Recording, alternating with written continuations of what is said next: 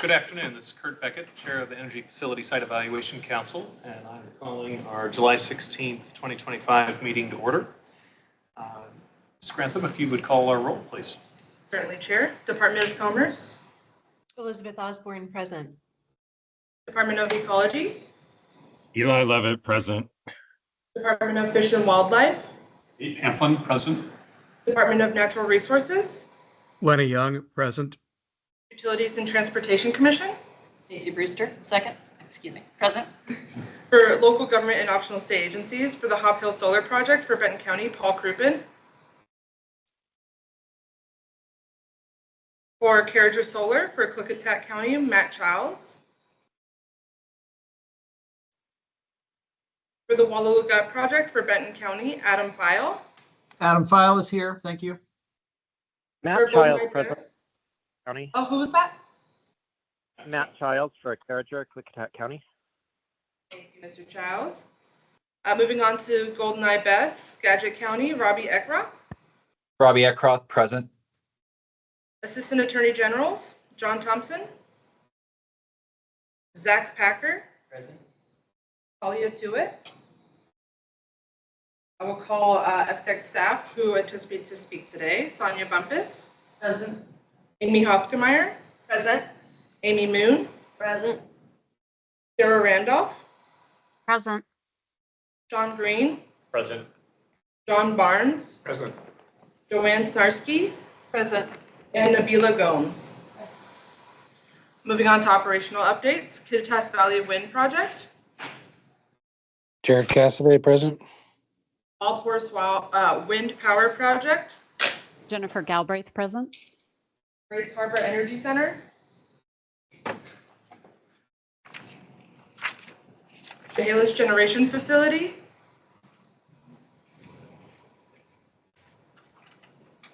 Columbia Generating Station. Josh Laporte, present. Columbia Solar. Elizabeth Drachenberg, present. Goose Prairie Solar. And Ostria Solar. John Volz, present. And is there anyone here for the Council for the Environment? Yes, Sarah Reineveld and Yuri Coral are present. Thank you. Chair, there is a quorum. Thank you very much. Members of the council, there's a proposed agenda before us. Is there a motion to adopt? Entertain. Lenny Young, so moved. Second. Stacy Brewster, second. Thank you both. Motion's been to adopt, has been moved, seconded. Are there any changes from the council? Hearing none, all of those in favor of adopting the agenda as proposed, please say aye. Aye. Opposed? Agenda is adopted. Moving on to our minutes, we have one set from our last meeting on June 25th. If I would entertain a motion to adopt these and would take any edits once the motion's on the table. Is there such a motion? Mr. Chair, I will move that we approve the June 25th, 2025 monthly meeting minutes. Very well. Is there a second? Elizabeth Osborne, second. Thank you. As far as any amendments to the minutes, I will just take the privilege to start with two. I'll just note for members of the public and others with us today that any edits need to be made in the public session. So on page 24, this is within the Klickitat County project, and just wanted to note that the word gallon needs to be inserted on page 24. There is just says the 10,000 water cistern. So given this project is on the governor's desk, I just wanted to take our time to make a couple tweaks here. And then on page 32, I believe we were acknowledging Council Child's arrival.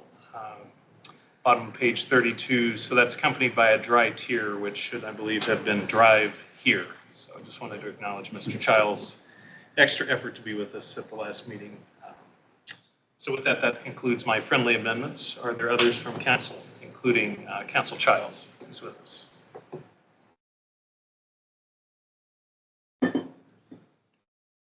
Okay, hearing none. With that, those two friendly amendments, all those in favor of adopting the minutes as amended, please say aye. Aye. Aye. Opposed? Minutes are adopted. We will move on to our projects. First up is the Kittitas Valley Wind Project. Mr. Casey. Yeah, good afternoon. Good afternoon, Chair Beckett, FSEC Council and staff. This is Jared Cassidy with the EDP Renewables for the Kittitas Valley Wind Power Project. We had nothing non-routine to report for the period. Thank you. Moving Thank on you. to Wild Horse, Jennifer Galbraith. Yes, thank you, Chair Beckett, FSEC Council members and staff. For the record, this is Jennifer Galbraith with Puget Sound Energy, representing the Wild Horse Wind Facility. Also on the phone from PSE is Spencer Ainsworth, the plant manager of Wild Horse, and Christina Donegan from PSE Communications. Oh, I'm getting some feedback. We can hear you okay in the room. Okay, thank you. To begin, for the June reporting period, we have nothing non-routine to report. However, we would like to notify and update the council on damage to a wind turbine tower that was recently discovered. On the afternoon of Thursday, July 10th, PSE was notified by the turbine manufacturer and maintenance provider at Wild Horse of visible damage to a wind turbine tower. PSE inspected the tower from a safe distance and observed a crack located just above the flange of the first tower section. We de-energized the wind turbine and circuit and initiated the site emergency response plan. Emergency responders from Kittitas Valley Fire and Rescue and the Department of Natural Resources Kittitas Fire Unit were dispatched to the site to assess the situation and are currently on standby in the event of tower failure. Safety is our top priority, and we have temporarily closed the site to public access, including the visitor center. And we've added 24/7 security staged at the main entrance to Wild Horse and roving throughout the facility. PSE is monitoring the turbine 24/7, and in the event of tower failure, emergency response will be initiated immediately. We are actively analyzing options and gathering more information in partnership with the manufacturer to safely decommission the tower, and we will share additional information with FSEC as we learn more. As I mentioned, Spencer Ainsworth and Christina Donegan from PSE are also on the line and will answer any questions the council may have. Thank you. Thank you for the update. I may begin with just a quick question. I just wanted to reconfirm the crack that was found was part of a regular inspection of the facility, correct? Just an ongoing routine inspection, correct? That's correct. Appreciate that reaffirmation. Are there other questions or comments from council? Okay, hearing none, we will move on then. And just to reconfirm with PSE, that concludes your comments, correct? Correct. That's correct. Thank you. Moving on to the Chehalis Generation Facility. Jeremy Smith. Chair Beckett, this is Sarah Randolph. I didn't hear Jeremy on the line, so I'll go ahead and give the update. Thank you. Good afternoon, Chair Beckett, council members and staff. This is Sarah Randolph, site specialist for Chehalis. The facility update is provided in your packet. There are no non-routine updates to report. Thank you. Moving on to the Grays Harbor Energy Center. I didn't believe we had Chris Sharon at the time of roll call, but Sharon, are you with us? Yes.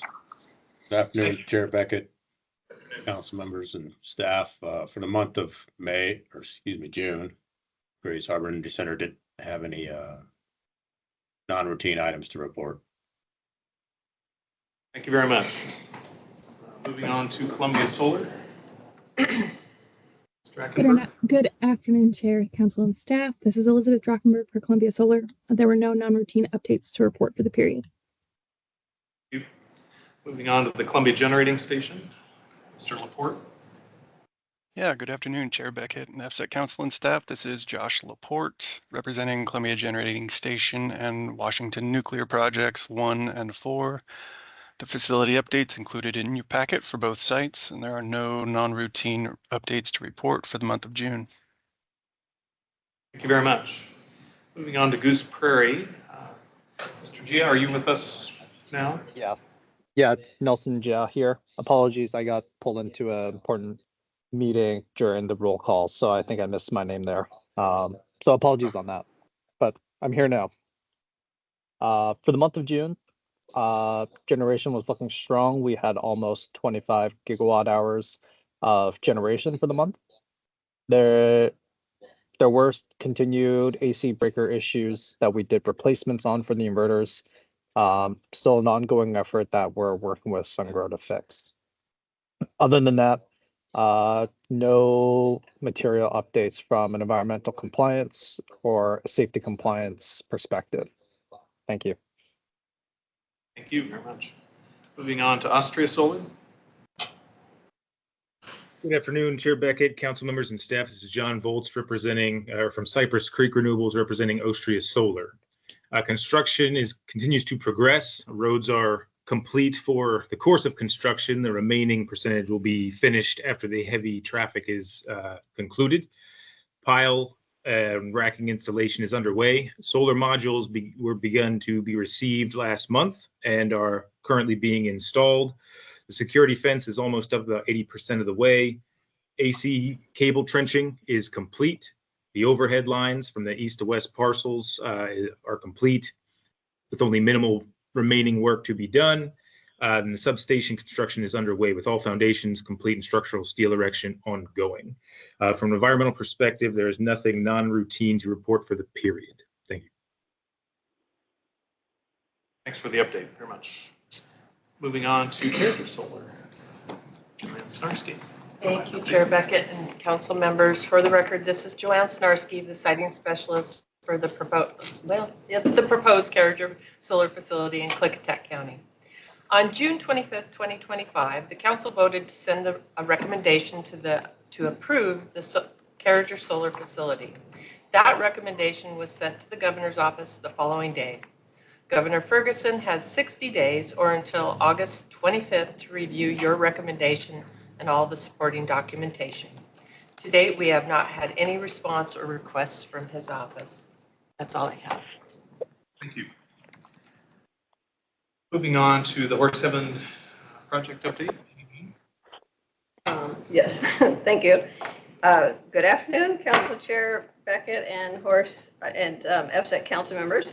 Amy Moon, Horse Heaven Wind Project. As a refresher, the Site Certification Agreement, or SCA, requires that the certificate holder work with the Pre-Operational Technical Advisory Group, which is known as the PTAG, to meet the conditions of the SCA Articles 4C, mitigation measures, and 4G, PTAG, as well as the Spec 5 mitigation measure.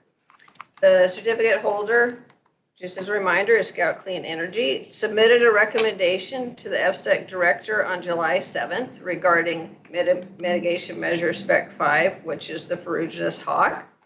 The certificate holder recommendation outlined their proposed locations for infrastructure placement within the siting corridor to meet the conditions of Spec 5. And a companion document was also received from the PTAG facilitator, which presents both the Spec 5 recommendation areas of agreement as well as the areas of disagreement. FSEC staff are reviewing the certificate holder's Spec 5 mitigation recommendation as well as the facilitator's report and companion documents associated with the PTAG Spec 5 discussions. This is a mouthful. And FSEC staff are reviewing that certificate holder's recommendation and supporting documentation from the PTAG facilitator and will provide the council more detailed information when we have completed our review. Do you have any questions? Council? Through the chair. Thanks, Ms. Moon. When do you anticipate that analysis to be complete?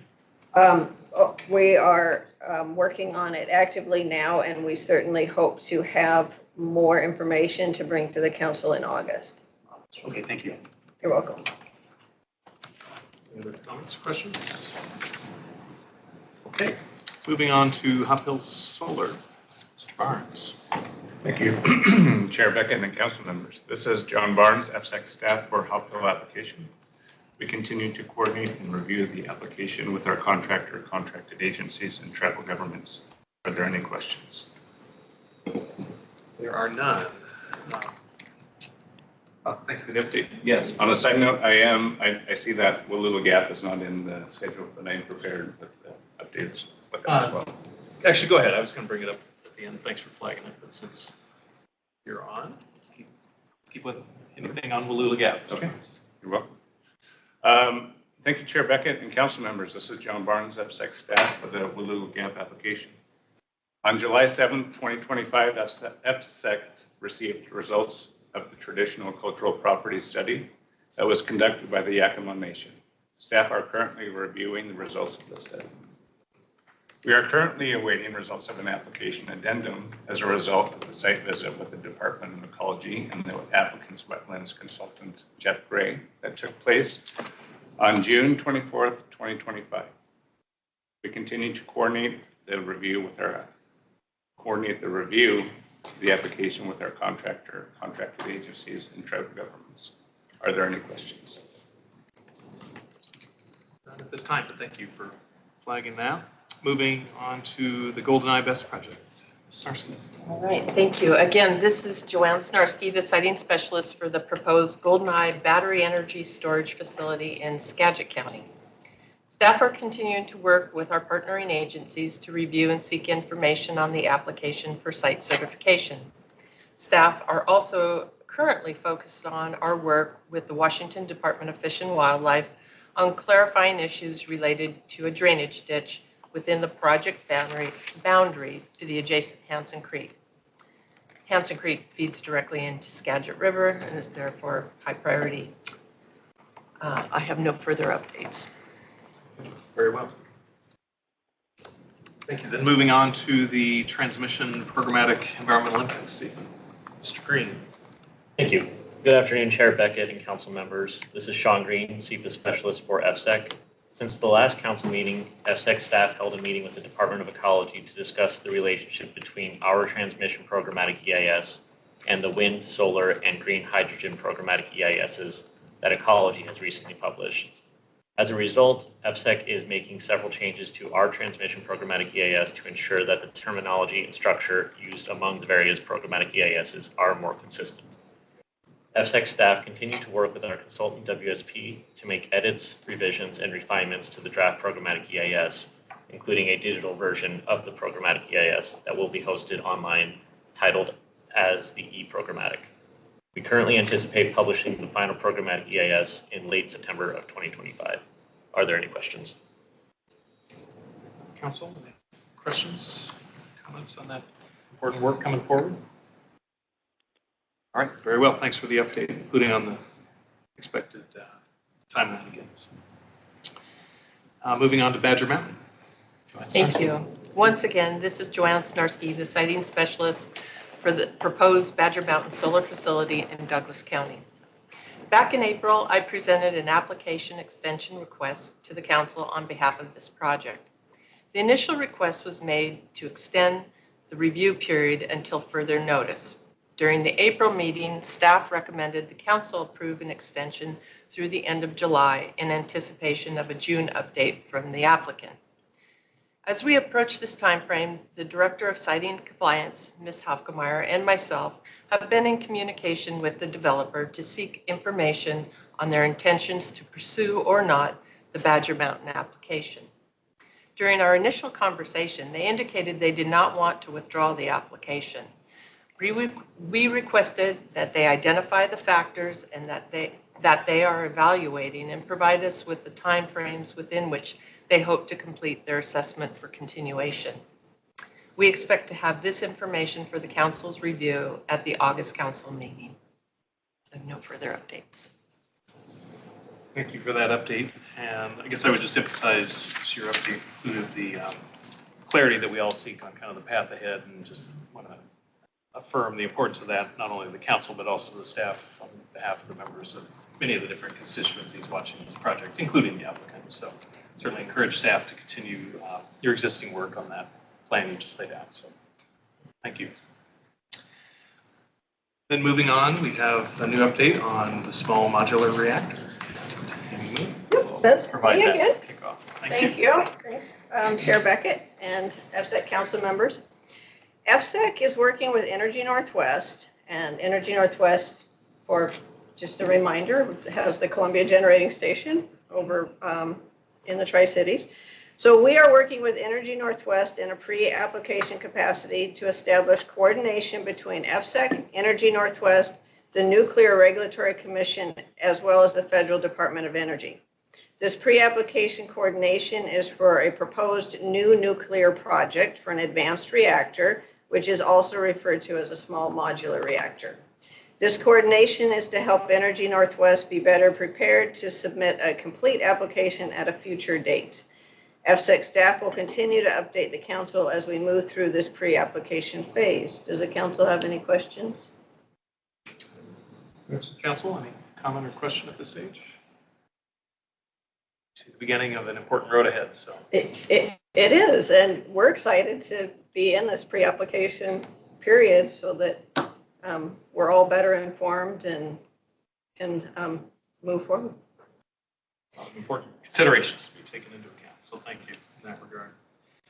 Okay, that completes our project updates for this particular meeting.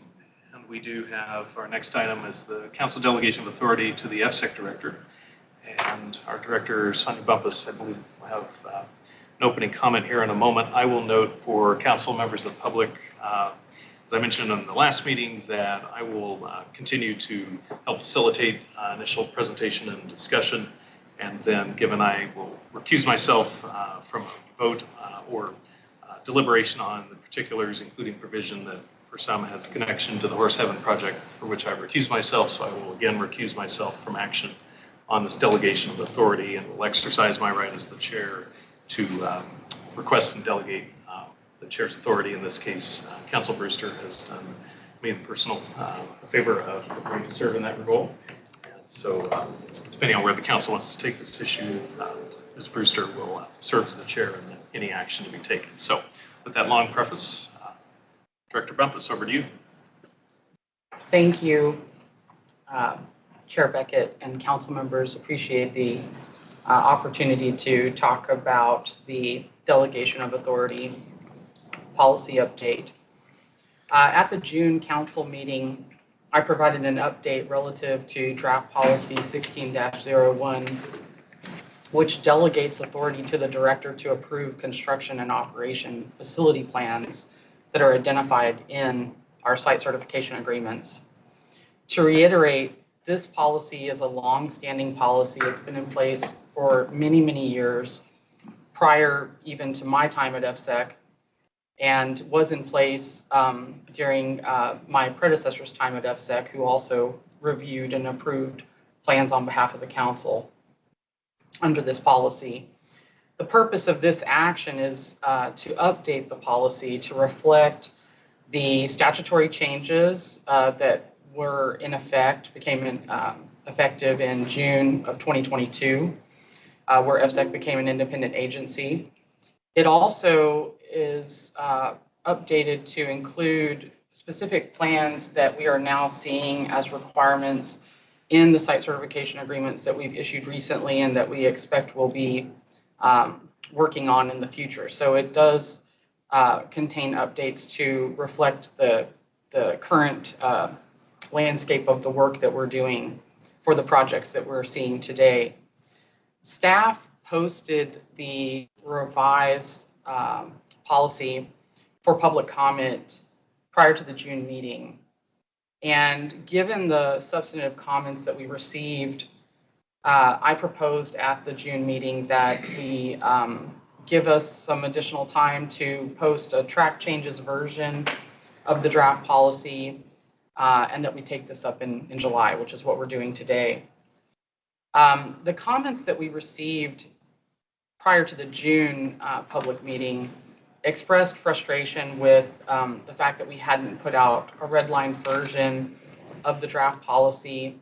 That was noted by commenters.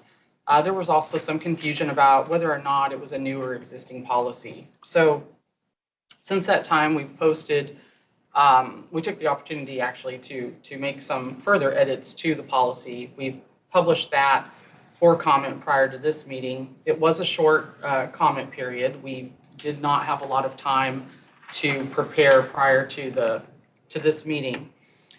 So I do acknowledge that. But fortunately, we did get, I think, some very good participation from the public, even though it was a short public comment period.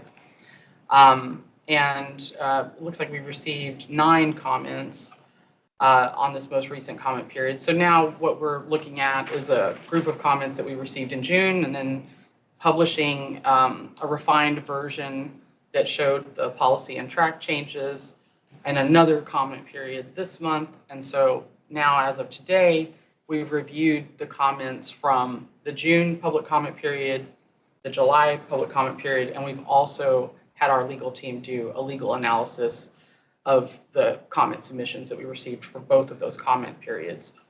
That information was provided to the council in a confidential memo. So just a couple of remarks in addition, based off having reviewed the comments that we more recently received this month. A lot of the comments were similar to what we heard in the first comment period. Substantial concerns with the opportunity for public input as part of the plan review process, the appropriateness of the council delegating this authority to the director. And so I wanted to make a couple of clarifying remarks about that. The first is that, again, it's a longstanding policy. We have operated in this way for many, many years. That aside, though, the purpose of this policy is to allow the director to vet the plans to ensure that they are consistent with the terms and conditions that this council stipulates and prescribes in the site certification agreement that's issued. And I want to point that out, and I want to emphasize that, because the plans that we have in place for our facilities, their contents are outlined in rules that many of which FSEC promulgates from other agencies like the Department of Ecology. So for instance, the Stormwater Pollution Prevention Plan is a stormwater management plan that facilities have to have when they have an NPDES permit. The plan has details in it about the best practices for managing stormwater, preventing stormwater pollution, and things like this, and the who and the what and the how. That is information that exists in rules. I am not creating new standards, new policies, new requirements when I review these plans. They exist in rule.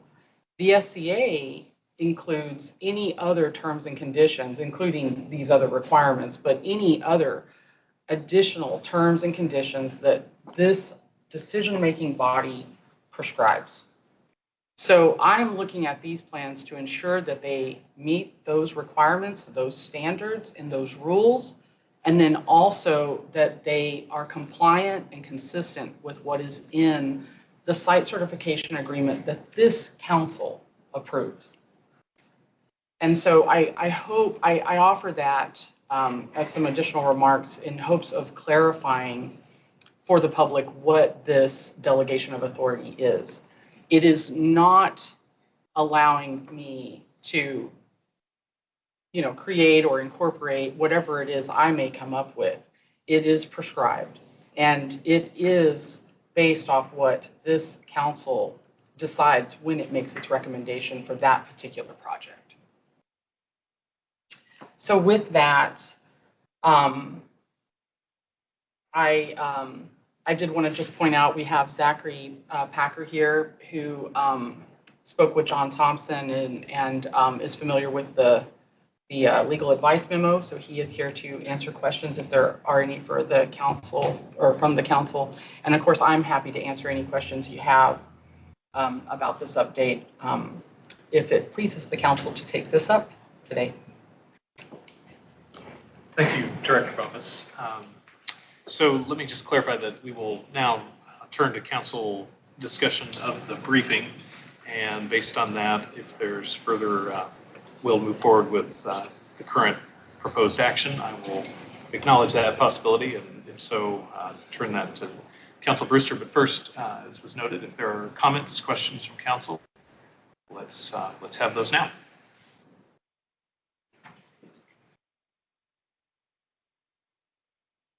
Stacey Brewster, I have a question. Please.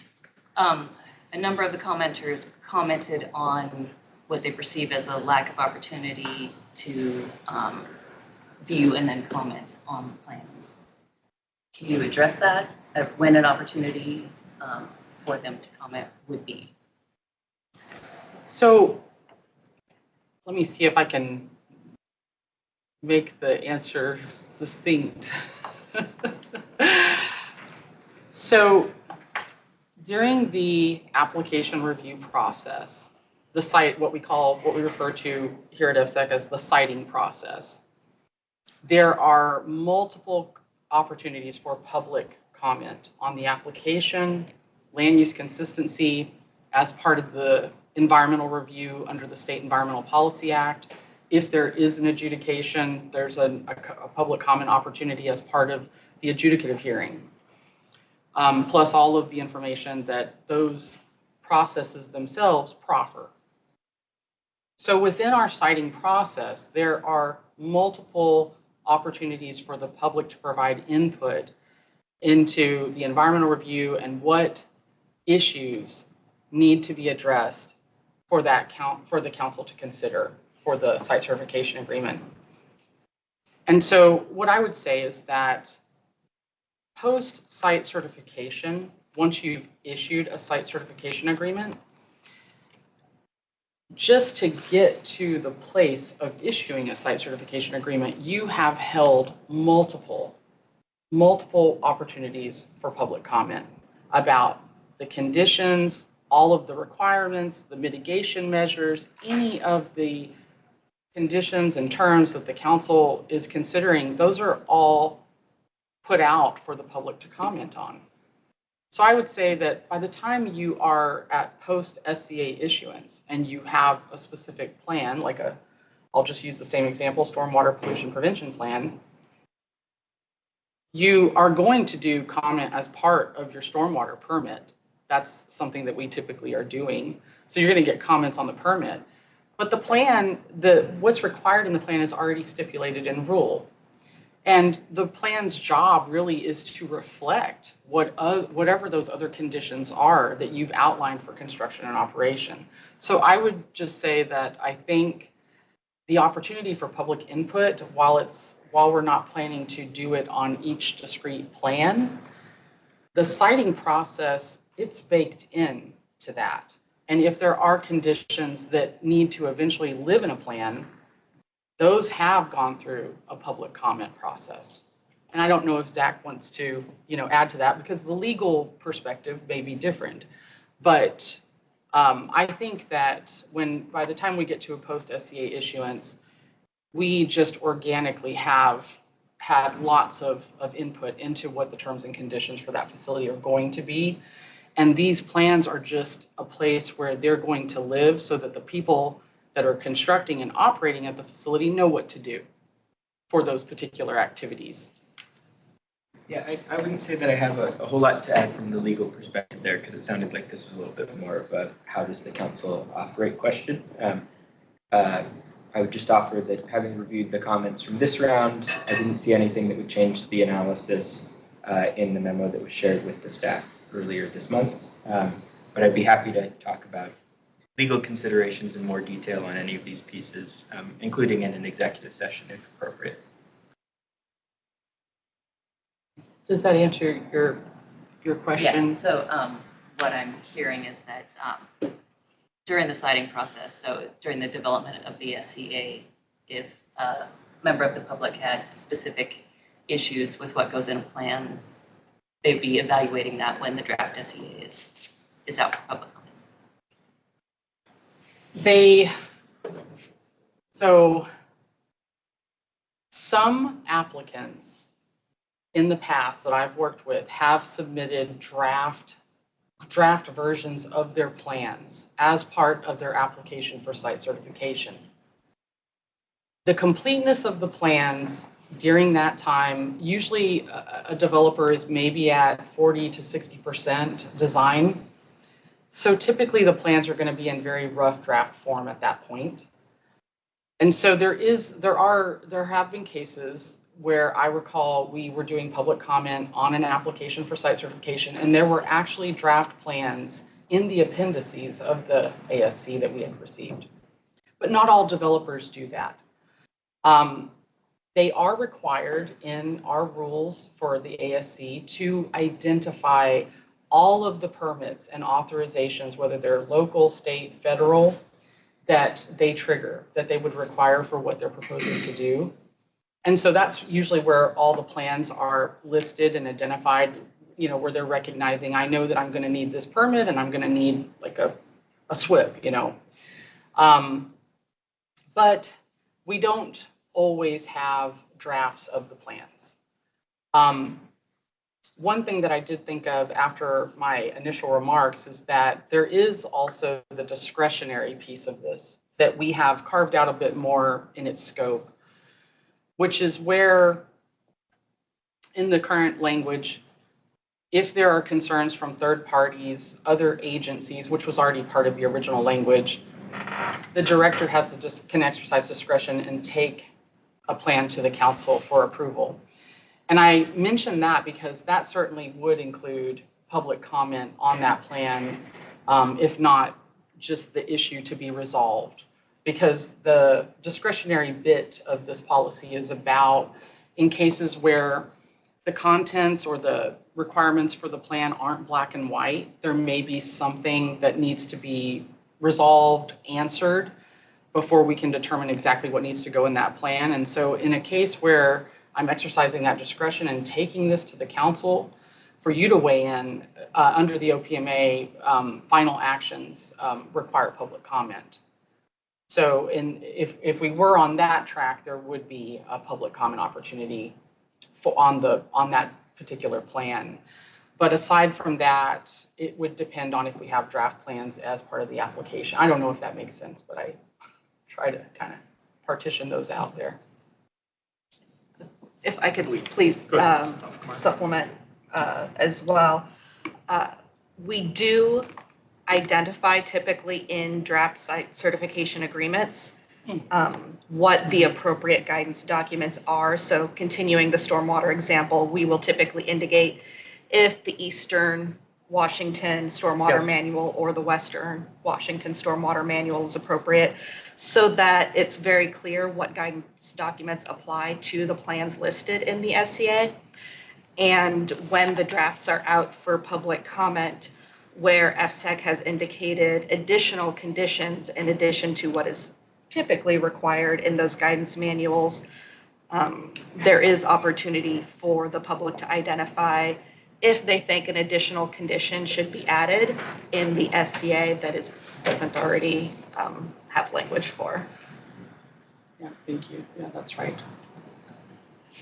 Are there other comments or questions from council members? Council Levitt. I guess I just want to reiterate that since I've been a council member, it does seem that FSEC has received consistent feedback that our comment periods do not provide enough time for feedback. And that's been on a variety of projects, a variety of different documents during the years that I've been on the council. Does FSEC, I mean, and I think that's feedback for both the council and staff and managers. Do you have any thoughts on ways that the council and FSEC staff could improve our public comment process? Thank you for the question. Yes, I do think that there are opportunities for us to improve the public comment process. We have several public comment milestones that are part of our siting process, but with the changes to the OPMA in 2022, we have I guess you could say tried different things with respect to incorporating public comment on all of the final actions. I think that has been even more of a challenge in these recent years because of our increased project workload. We have more actions now than we did several years ago. And I think that that's part of what we're seeing here with the limited public comment opportunities. But I do think that, and it is an ongoing internal discussion that we're talking about with our legal counsel as to how we can be more efficient, but still ensure that we're allowing adequate time for notice of public comment periods that are coming and adequate time for the public comment periods themselves. So we do recognize that it's a challenge, and we haven't arrived at a fix yet, but there are many ideas for how we can improve it. And it is a very high priority for us to implement changes within the next couple of months to improve this. Not just because of the comments on this particular action, but as you said, Councilmember Levitt, for the other comments we've received in recent years about this. Appreciate that. Director Bumpus, and agree with the high prioritization that you articulated, at least to affirm. Council Levitt, let me just check if you had other comments or questions, although know that we could hear you, but there was some feedback, I think, on your end that just wanted to flag for you in case you had other questions or comments. Check you first, Council Levitt. No, I don't think I have any other questions. I guess I would offer myself up as a member, a council member that could, certainly be a sounding board if staff or managers want to talk about ideas. At Department of Ecology, I would say our average minimum for a public comment period is usually 2 weeks. And then there are many comment periods that are even longer. For example, we do have a clean energy siting group, and they just put out a document that's open for a month for public comment. And so, yeah, it's definitely something I track at the agencies and working on various things. And I'm interested in providing more feedback on this topic. Thank you, Council. Other comments or questions from Council members? Thanks, Mr. Chair. Two comments here, and they've really already been expressed. I agree with the concerns here about the public comment period, and so appreciate the remarks, Director Bumpus, that you offered about that you're looking at this, and agree with Councilmember Levitt's ideas. Put me in the camp of offering to help where I can. Reading through the comments on this particular policy document, as well as in other projects, we get it's frustrating for the public to have those short windows of opportunity, understand the statutory requirement, but also that's something I think we can anticipate and try to build in. So hopefully we can provide more appropriate public comment length for given the weight of the issue in front of the council. In terms of the content and merits of the proposed revisions to the policy, it strikes me as very administrative in nature, snapping some of the language to the statutes that passed a few years ago, as well as just clarifying some of the plans. All of this looks downstream to me of the approval of the SCA, which is extensive public comment on, goes through the process that the council and approved by the council. And so for those reasons, I'm supportive of the revisions. Thanks. Thank you, Council.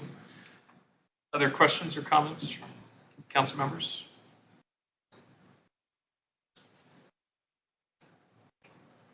Okay.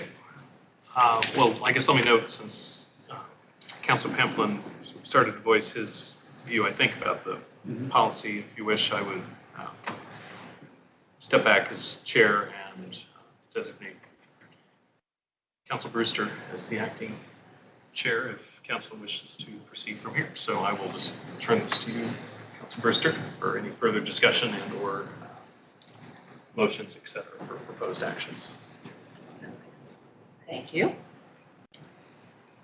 With no further comments following Director Bumpus's presentation, is there a motion to approve the clarifying amendments to FSEC Policy 16-01, delegating certain plan approvals to the FSEC Director?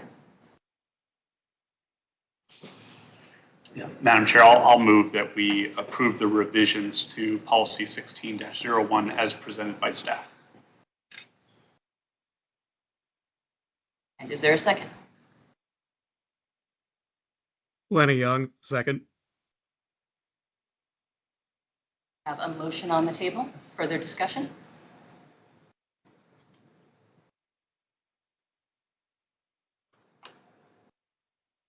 Okay. Hearing none, we'll go ahead and take a vote to approve the clarifying amendments of FSEC policy 1601. All those in favor say aye. Aye. Aye. Opposed? Motion carries. And one abstention. And one abstention. Thank you. I will return the gavel. Thank Chair you for Beckett. that. Thank you, Council Brewster. Okay, Council, taking back my agenda just to make sure, I believe we have two other items. First is the cost allocation by Director Bumps. Thank you, Chair Beckett and council members.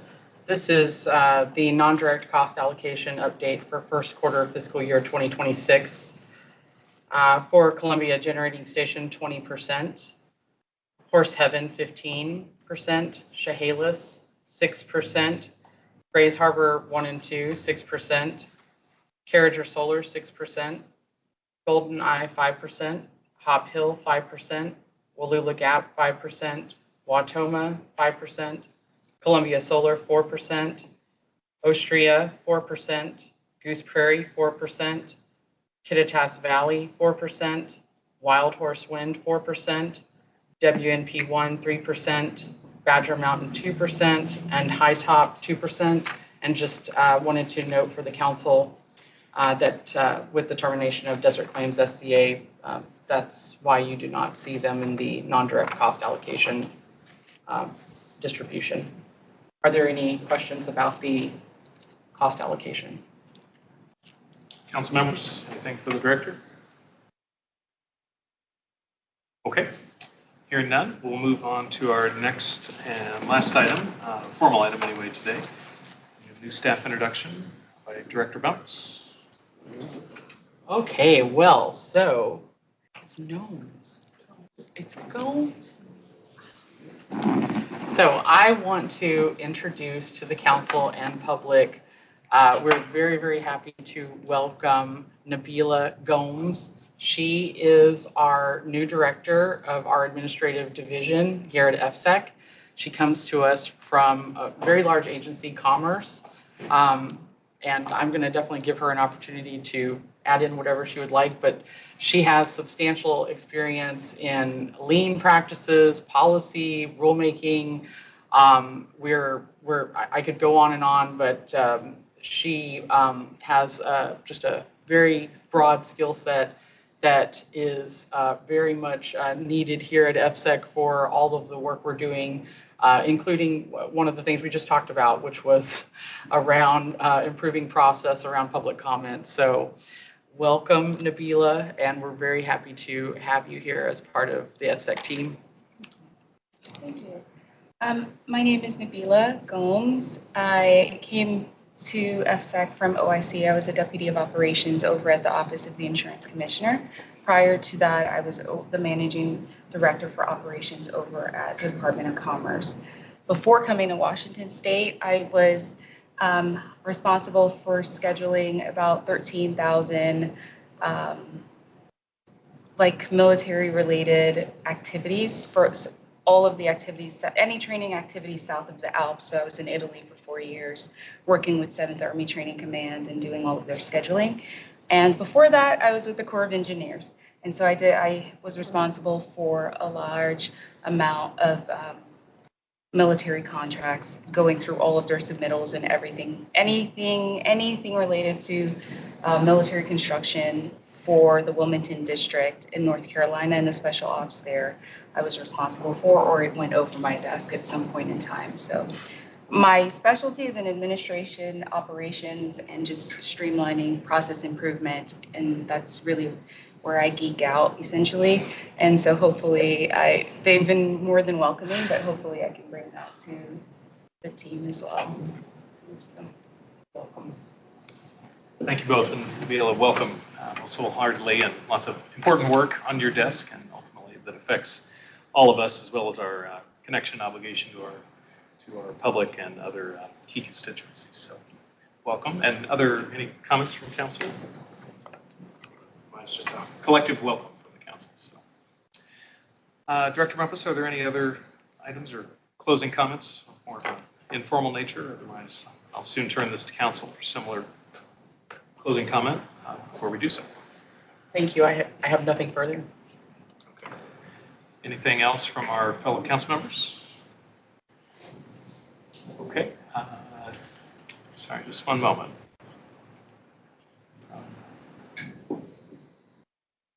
And I'll just read for benefit of the record and the public in the moment that Council Levitt, would like the minutes to reflect that he abstained from the vote on policy 1601. And let me just double check Ms. Grantham. I don't believe that would change the passage of that.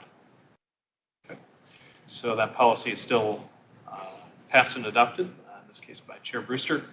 And unless there's any comment to the one I just made, thanks for posting that in our Teams chat, Council Levitt.